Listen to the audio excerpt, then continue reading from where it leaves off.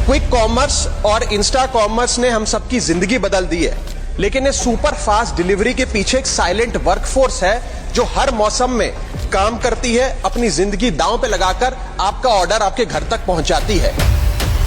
अगर मैं आपसे कहूं कि संसद में एक दिन ऐसा भी था जब बहस हिंदू मुस्लिम पर नहीं बल्कि डिलीवरी बॉय की स्पीड पर हुई थी, आप मानोगे?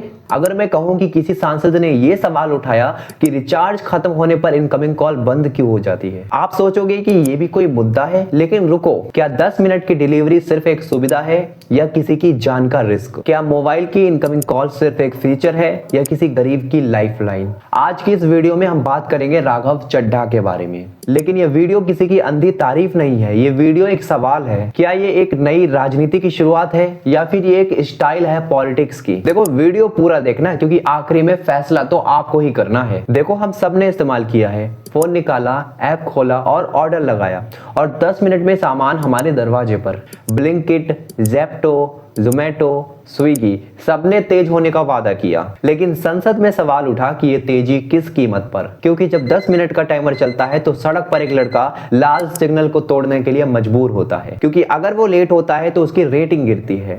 रेटिंग गिरी तो इंसेंटिव कम, अगर इंसेंटिव कम तो महीने की कमाई भी कम। मतलब सिस्टम ऐसा है जहां स्पीड ही सब कुछ है। ये ब्लिंकिट वाले कहते हैं जी कोई दबाव ही नहीं है, हम तो कहते नहीं 10 मिनट में डिलीवर करो, वो तो स्टोर इतना पास है कि अपने आप हो जाती है। इन्होंने यूनिफॉर्म पे ही लिखा हुआ है डिलीवरी इन 10 मिनट। संसद में खड़े होकर राजीव चड्ढा ने कहा कि ये अदृश्य पहिए है हमारी अर्थव्यवस्था के, लेकिन क्या इनके पास बीमा है?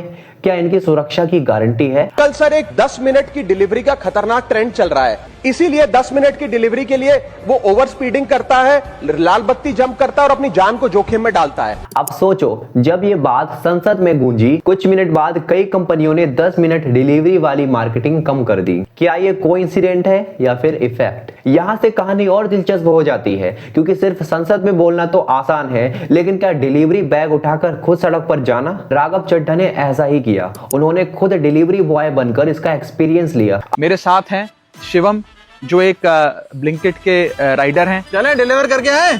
यस सर, चलें।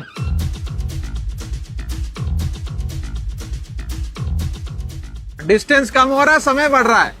रॉन्ग साइड मतलब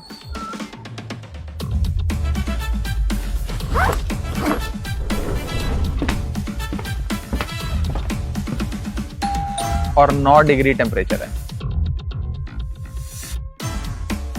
और ऑर्डर नहीं बजा भाई? नहीं।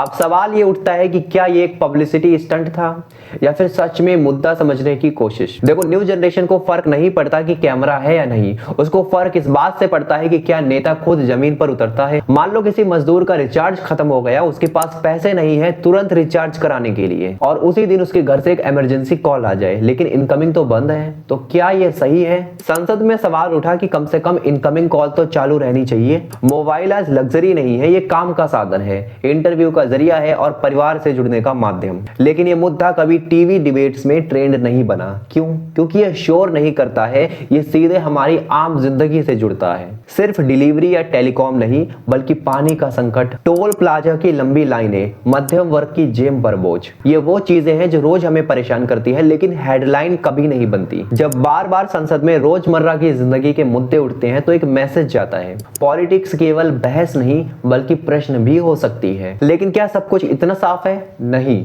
राजनीति में विरोध भी होता है, सवाल भी उठते हैं और पार्टी पर आरोप भी लगते हैं। कुछ लोग कहते हैं ये सिर्फ इमेज बिल्डिंग है। ठीक है, मान लेते हैं, लेकिन अगर इमेज बनाने के लिए भी जनता के असली मुद्दे उठाए जाए तो क्या वो गलत है? राघव चड्ढा एक सांसद है। समोसा 400 रुपया का बिकता था, पानी 200 रुपया का बिकता था एयरपोर्ट पे। उस इंसान ने पानी 20, चाय 10 रुपया कराया, समोसा 20 रुपया कराया, एयरपोर्ट पे 400 रुपया से आ गया है।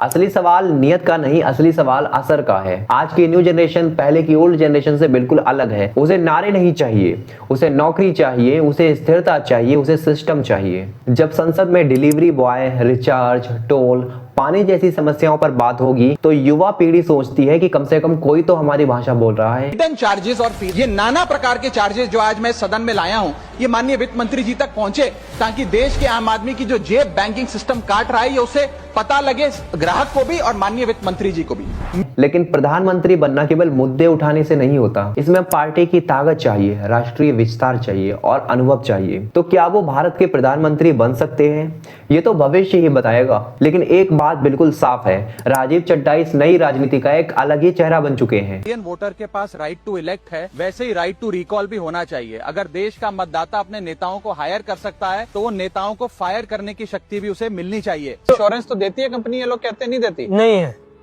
इंश्योरेंस का अलग पैसा काटती है। इंश्योरेंस ये और इंश्योरेंस का फायदा कभी मिला आपको या किसी वजह से आप कह रहे हो आपका एक्सीडेंट हुआ? 1 रुपया नहीं मिला। मैंने, कंपनी ने बोला है मेरे को कागज ला के दो, ठीक है, मैंने कागज ला के भी दिए। मैंने प्राइवेट दवाई भी करवाई थी, उन्होंने बोला जितना प्राइवेट दवाई करवाई उस पे कागज ला के दो, मैंने कागज भी दिए थे मैनेजर को। मैनेजर बोलते आगे बात करेंगे। मैं कम से कम 6 महीने तक बोला था मैनेजर से, ठीक है, तो कोई सुनवाई नहीं हुई, 1 रुपया भी नहीं मिला मेरे पास। लेकिन अब मैं आपसे सवाल पूछता हूं, क्या राजनीति को भावनाओं की बहस से हटकर रोजमर्रा की समस्याओं की बहस पर आना चाहिए? क्या आप ऐसे नेताओं को राजनीति में देखना चाहते हैं जो शोर कम और सवाल ज्यादा करें, या फिर आपको लगता है कि ये केवल एक दिखावा है? तो कमेंट सेक्शन में जरूर लिखिए कि देश की राजनीति को किस दिशा में जाना चाहिए। अगर आपको लगता है कि ऐसे मुद्दों पर चर्चा होनी चाहिए तो इस वीडियो को ज्यादा से ज्यादा शेयर करके हर हिंदुस्तानी तक पहुंचाएं, क्योंकि बदलाव ट्रोलिंग से नहीं जागरूकता से आता है। मेरे YouTube चैनल को सब्सक्राइब जरूर करना, क्योंकि यहाँ पर हम ट्रेंडिंग शोर पर नहीं बल्कि असली मुद्दों पर बात करेंगे। मैं मिलूंगा आपसे एक नई वीडियो के साथ, तब तक के लिए सवाल पूछते रहो, सोचते रहो और हाँ, कमेंट सेक्शन में अपनी राय जरूर लिखना। चैनल सब्सक्राइब नहीं किया है तो कर लो, ताकि अपने भाई की वीडियो आप कोई भी मिस ना करो। जय हिंद, जय भारत।